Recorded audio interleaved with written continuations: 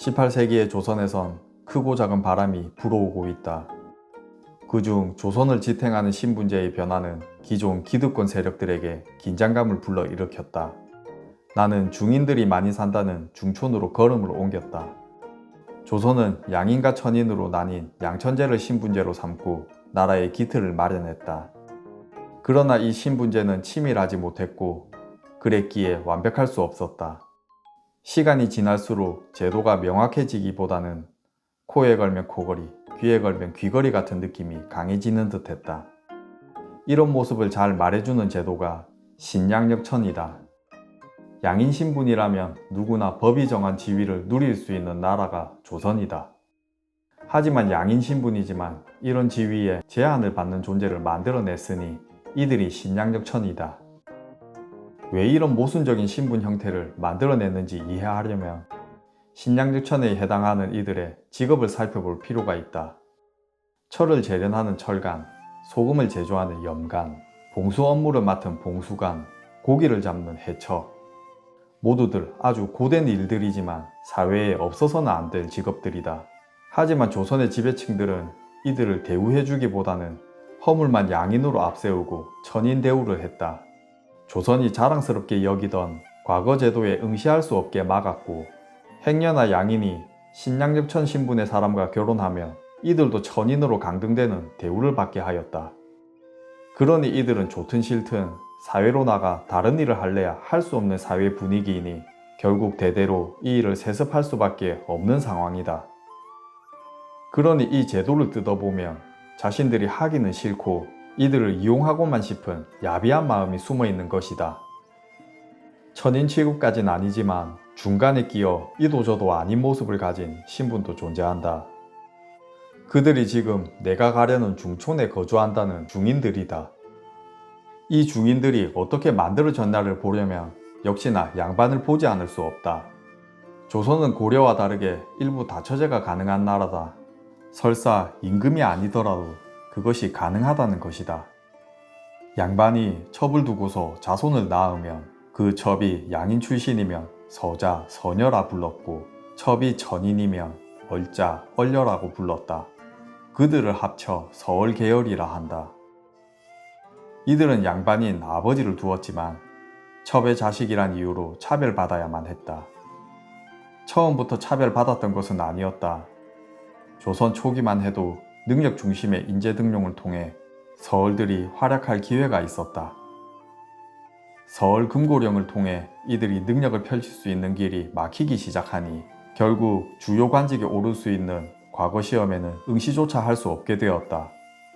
오직 허용된 것은 기득권층이 전시 여기는 잡직에 종사하는 것만 허가되었으니 중인들에게 지금 가장 인기 있는 직업은 역관과 의원 정도가 되었다. 그중 손재주 있는 이들은 화원이 되었으니 조선의 문화가 꽃을 피우기 시작하여 민간에서는 민화의 인기가 높아지고 있다. 이런 조선의 상황이지만 최근 들어 서얼이 속한 중인들에게 좋은 소식도 들려오고 있다.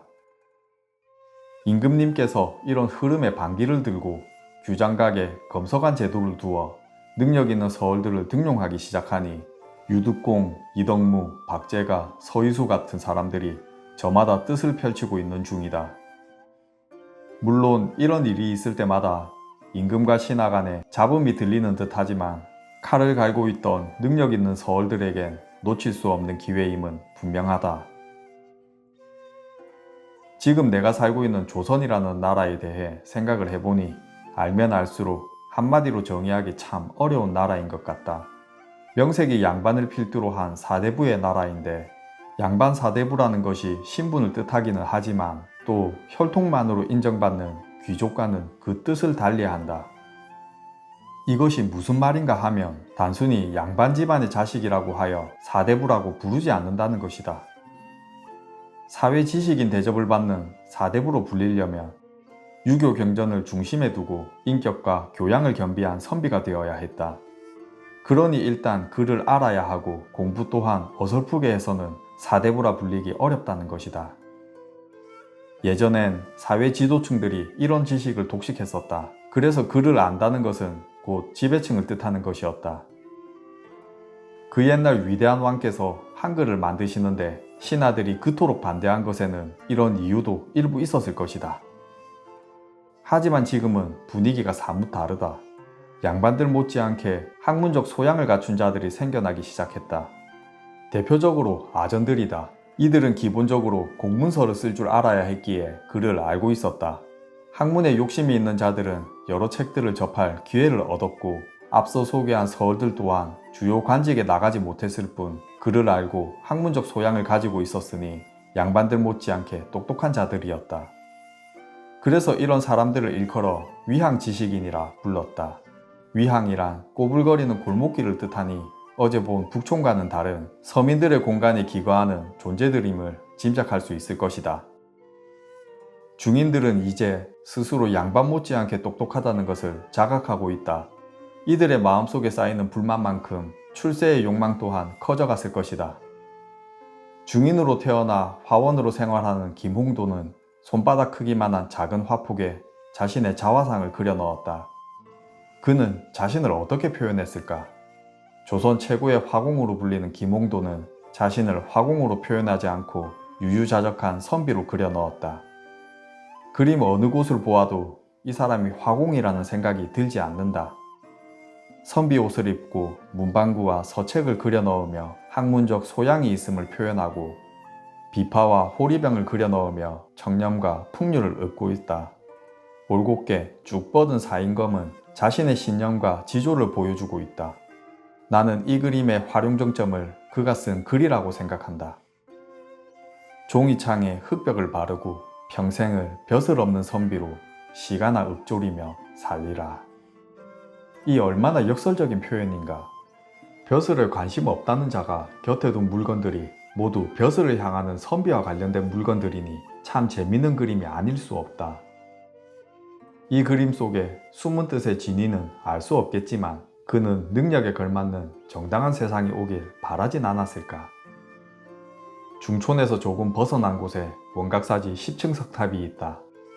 유교 나라인 조선에서 그것도 도성 중앙에 불교 사원이 있었다는 것은 조금 놀라운 일이다. 세조 때 창건된 원각사는 지금은 그 터와 탑만 남았지만 최근 들어 이곳으로 각양각색의 사람들이 모여드는 중이다. 백탑 근처에 살고 있는 박지원이라는 사람은 특유의 성격과 사상으로 사람들을 불러 모았다. 1780년에 박지원이 청나라를 다녀온 뒤 쓴 열하일기는 임금님께 조속한 글이라고 비난당했지만 조선 사회의 모순적인 점을 비판하고 미래지향적인 사고를 펼친 열하일기는 세간의 큰 화제였다. 더불어 박지원은 사람을 만날 때 오직 신분만을 따져 만나거나 하지 않았다. 두루 만남의 의견을 듣고 나누는 개방적인 사고를 가진 그를 중심으로 중인들을 비롯한 여러 계층의 사람들이 모여드는 것은 어쩌면 당연한 일이다. 참고로 박지원은 중인이 아닌 양반 출신이다. 그것도 명문가의 사람으로 과거에 관심도 없고 자유분방한 삶을 살아가며 중인, 천인 할 것 없이 사람들을 만나고 있으니 시대를 앞서 달리는 사람이 아닐 수 없다. 지금 비록 시대가 이러하여 중인들이 그 뜻을 펼치는 데 어려움이 있으나 이들이 세상에 본격적으로 뛰어들 날이 머지않았음을 느낄 수 있었던 하루였다.